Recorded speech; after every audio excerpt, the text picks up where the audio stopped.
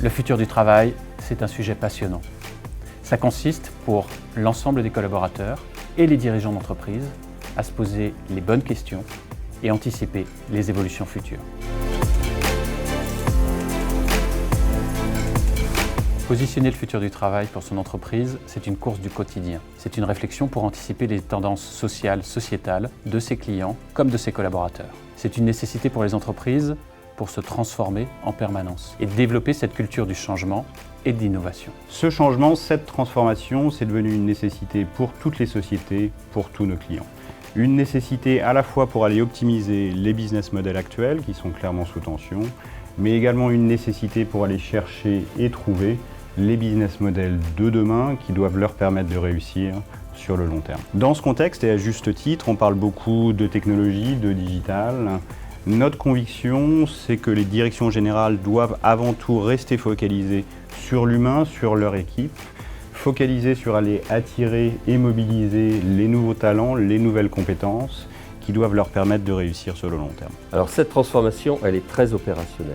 Ce qu'on a pu constater, c'est l'évolution du mode d'organisation des opérations, depuis un mode très transactionnel, vers un mode très process et depuis peu, vers un mode organisé autour du contexte client.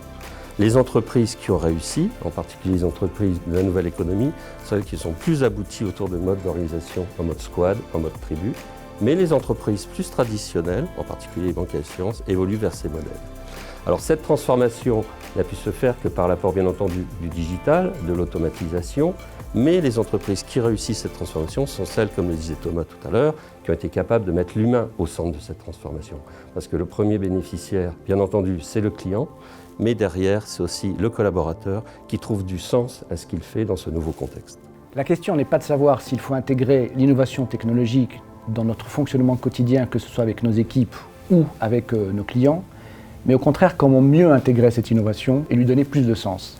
Si on regarde un petit peu, chaque époque apporte son lot d'innovation technologique. Aujourd'hui, nous parlons d'intelligence artificielle, de blockchain, de data science, de stratégie digitale, etc. Demain, nous aurons d'autres types d'innovations. La plupart des innovations aujourd'hui sont faites par des acteurs externes, et donc la vraie question est de savoir comment mieux l'intégrer dans notre quotidien, dans la dimension operations, dans la dimension capital humain, dans la dimension stratégie, dans la dimension risque également, et qui permet de libérer les énergies de nos équipes, de leur permettre de prendre plus de risques, de travailler de manière plus intelligente et collaborative, et de permettre à nos clients d'être beaucoup plus disruptifs. Et j'aime faire le lien entre ce dont nous parlons maintenant et une dimension un peu plus historique, parce qu'il faut toujours savoir d'où nous partons. Et j'aime beaucoup cette maxime qui dit « Science sans conscience n'est que ruine de l'âme ». Et je pense qu'il faut toujours avoir cette dimension dans la manière dont nous gérons l'innovation au quotidien avec nos équipes et avec nos clients. Par extension, le profil des collaborateurs va évoluer, à la fois d'un point de vue plus technique, pour répondre aux enjeux technologiques, mais également d'un point de vue plus humain, dans des compétences essentiellement autour de la résolution de problèmes, de l'intelligence émotionnelle, de l'intelligence relationnelle.